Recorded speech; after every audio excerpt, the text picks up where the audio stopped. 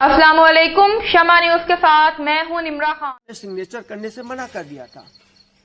शंकराचार्य जी तो 2 पीठ के शंकराचार्य जी थे, उन्होंने और भारतीय तीर्थ जी ने सिग्नेचर किया था और 13 अखाड़ों ने सिग्नेचर किया था और 5 इन्होंने किया था, क्या बोलते वैष्णव, उन्होंने इन लोगों ने सिग्नेचर कर दिया था। पर निश्चलानंद जी को ये लगा कि भाई हमारा सारा क्रेडिट चला जाएगा, हमको क्रेडिट नहीं मिलेगा, हमको मान सम्मान नहीं मिलेगा, हम इसमें सिग्नेचर करेंगे तो हमको बेनिफिट क्या होगा।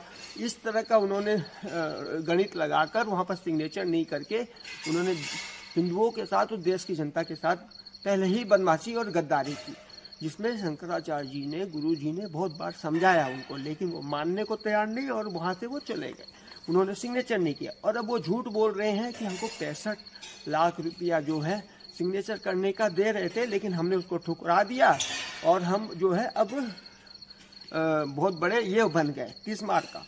लेकिन मैं सच बता रहा हूँ, उल्टा तो उसमें खर्चा था। 65 लाख रुपया दे के सिग्नेचर क्यों करवाएंगे, क्यों उसको पैसा देंगे निश्चलानंद जी को। ये मन घड़त और झूठ पर झूठ परोस रहे हैं निश्चलानंद जी।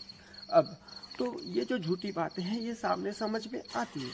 तो फिर 2010 में जब ये घटना हुई कि 3 भागों में जब बांटा गया था, तो मेरे ही फ़ोन से रंजना अग्निहोत्री जो एडवोकेट थी उनको फ़ोन किया गया और बोला गया था कि ये जो देश के अंदर उस समय खुशियाँ मनाई जा रही थी, मंदिरों में घंटा और दीपक और प्रसाद बांटा जा रहा था, हिंदू खुश सुना रहे थे, निर्मोही अखाड़ा भी खुश होकर बड़े उत्साह के साथ वो कर रहे थे कि भाई अब एक तरह का समाधान हो गया कोर्ट में, और मुस्लिम समुदाय भी खुश हो गया था कि चलो साला नहीं भाग, जो चीज़ उसकी थी नहीं, जितना मिल गया उसमें वो खुश हो गए थे। तब शंकराचार्य जी ने ही कहा था कि ना मुस्लिम समुदाय को रत्ती भर जमीन मिलेगी और ना निर्मोही अखाड़े को रत्ती भर जमीन मिलेगी। ये जितनी भी जमीन है राम जन्मभूमि की, ये राम लला को ही मिलेगी और मुस्लिम समुदाय को एक रत्ती भर भी जमीन, अंगूठा भर भी जमीन नहीं मिलेगी, ना इसको मिलेगी।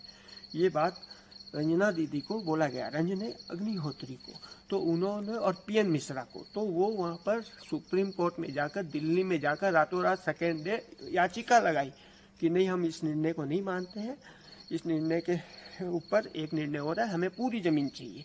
तब सुप्रीम कोर्ट ने फिर से फाइल खोली, फिर कोर्ट केस चलता गया।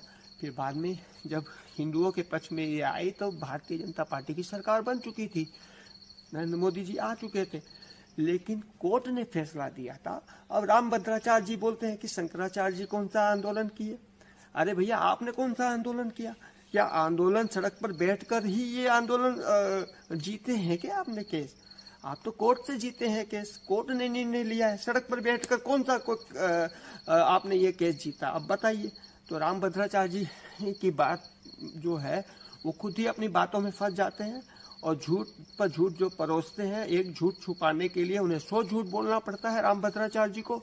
तो वही खेला जो है रामभद्राचार्य जी कर रहे हैं, चंपत लाल कर रहा है। और ये इन झूठ के जो बादशाह है, जो फैक्ट्री चलाने वाले हैं, उसका नाम है वासुदेवानंद, जो कि ट्रस्ट का ट्रस्टी बन बैठा है। ये झूठ की फैक्ट्री है।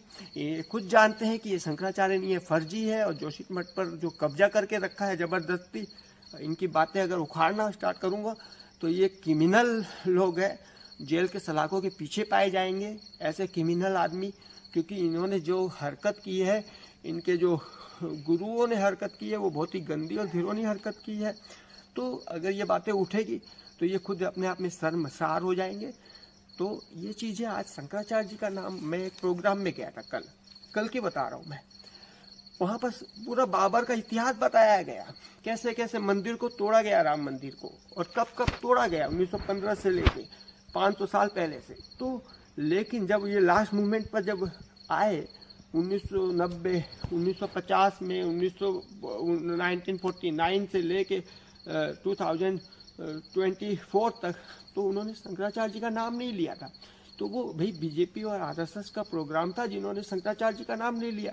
आज मैं उनको क्लियर करना चाहूँगा कि शंकराचार्य जी जो होते हैं वो कोई राजनीतिक दल के नेता नहीं होते। अगर शंकराचार्य जी कांग्रेसी आप बोलते हैं तो बताइए मुझे कि शंकराचार्य जी को कौन सा सीएम बनना था, कौन सा पीएम बनना था।